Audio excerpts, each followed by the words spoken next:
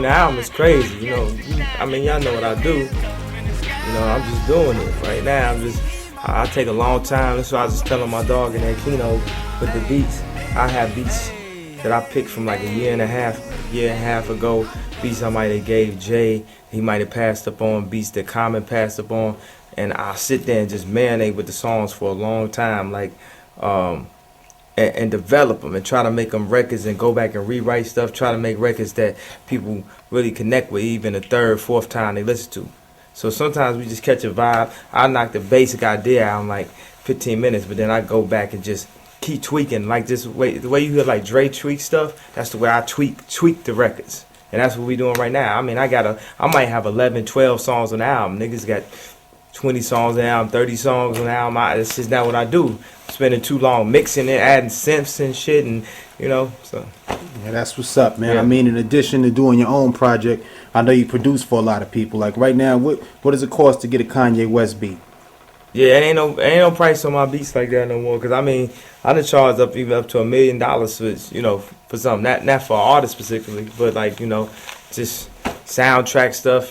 So it's just a matter of me having the time to do it. Can I really do the beat? So what I do is like me and Common go out, we work on music, and whatever we don't use, then that's the beats that I have available. We get into a zone and I'm working on Common joint, or if it's a specific project we work and then Common pass on it, then I'll pass on it, and then that's the beats that's available.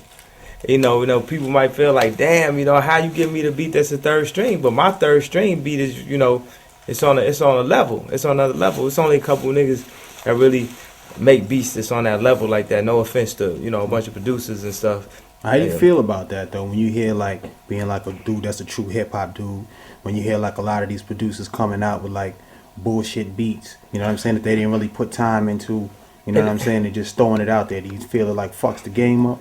I mean, if you Jordan, you can't be mad at people for missing shots.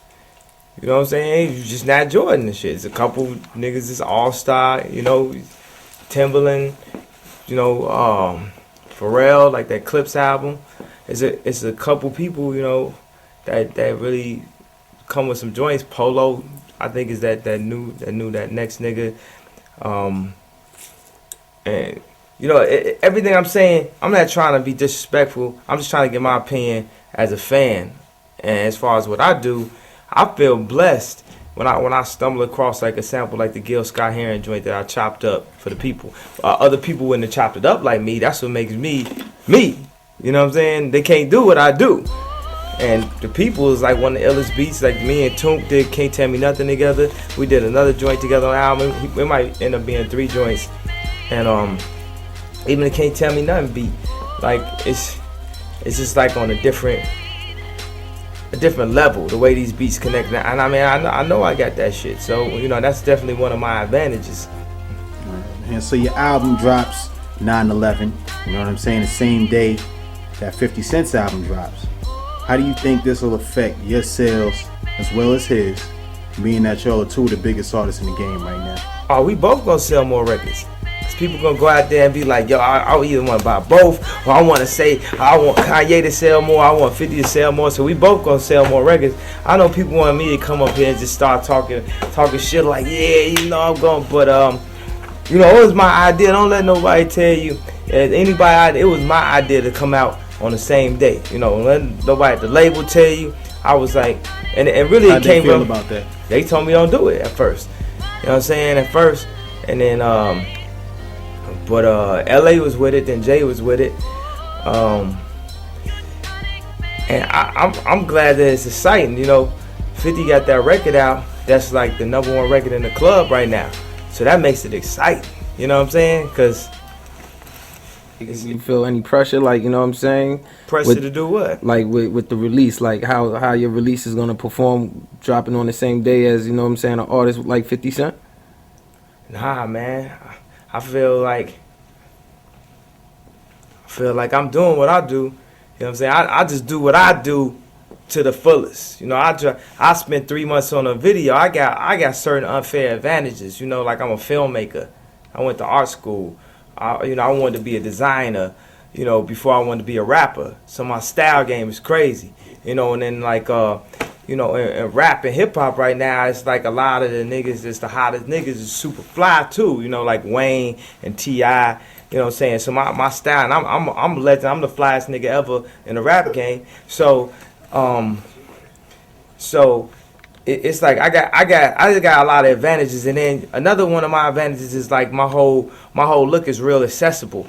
So, you know, when you talk about real numbers, you know, you take a nigga that could really like go on the Ellen show or something like that, but then also do a show with Wayne and have a joint like Can't Tell Me Nothing. My span is so wide, you know what I'm saying? So like with the singles I drop, they might not have been no up the middle radio single like Gold Digger, but I gained new fans and I still got my old fans. You know what I'm saying? I got fans I ain't never had off of Can't Tell Me Nothing. I got fans I ain't never had off of Stronger, you know, from a different genre. You know, what Can't Tell Me Nothing is to the hood is what Stronger is to motherfuckers in the Hamptons or something like that. Like, oh, I ain't really fuck with Kanye until he dropped. Just the way it has niggas in the hood like, yo, I never fuck with Ye until Can't Tell Me Nothing. That's how it is. It's like white people that's like that. Like, I ain't really like Kanye until Stronger. So both of them expanded my fan base. And then, you know, overseas, like we went out, we premiered the video overseas. And my goal really is to be the #1 artist in the game. And that's not rap. That's not, it's like whatever. When y'all see me perform, y'all know I'm going for it. Like I'm doing the Princess Trust. You know what I'm saying? I'm doing Live Earth. Like any of these events, you could tell I'm like, okay, we got 50,000. Let's go. Or we got 300, we got a room of 200 people, we got a room of 4 people, I'ma spit, we on a bus freestyling, I'ma spit, I'ma do what I do and take it to another level. That means, when I say #1 artist, that means whoever, that means I'm the #1 artist. That's what I'm saying. Like that's the level. And the thing is, it's not coming from no arrogant point of view or no cocky point of view. It's just saying, look, this is my goal. So as long as I got that in the back of my mind, I'm gonna be in the studio to 3 o'clock, 4 o'clock, 5 o'clock in the morning, killing myself to do it. If I know that Wayne could do fucking 4 songs and shit, and that, I'm like, damn, what I gotta do? How I gotta get on that level? You know what I'm saying? I honor Wayne, you know, I honor T.I., Jeezy, all these niggas for they level of swag and they connection with the hood and they raps and I love their music, but I can't just bow out. You know what I'm saying? I can't just sit there and be like, niggas be like, oh nigga, we love these niggas, but we don't love you. And you think I'm just gonna sit there and be like, oh, alright, fuck it, let me just give up then. Y'all seen what Can't Tell Me Nothing. You know, I had to put my mind to this shit. That was the most miraculous shit ever. For me to go from winning Grammys to spazzing out a European award to dressing like motherfucking John Travolta at the Grammys to come back and get a record like Can't Tell Me Nothing. That was like me winning a Grammy in the hood. Cause niggas never thought I'd be back. They never thought. It's like if they even ain't halfway like me on College Dropout and Jesus Walks, like, yo, we like this nigga because he different, blah, blah, blah. They was like, at a certain point, it was like so far gone, and niggas thought I was like in Michael Jackson level and shit, and Prince level. Like, oh man, this nigga he's just on some other shit, man. Fuck it. They never thought that I was going to make some shit that just connected like that. But man, my music always been about, you know, real shit that people going through. So like, Can't Tell Me Nothing is not that different from Spaceships, except it got them toomp drums that instantly connect with people in a different way. So it connected. You know what I'm saying? So speaking of big statements, yeah. You know what I'm saying? Everybody knows during the Hurricane Katrina fundraiser, you made your statement about President Bush not caring about black people. Do you still feel the same way? And if you had to do over, would you say the same thing in that position?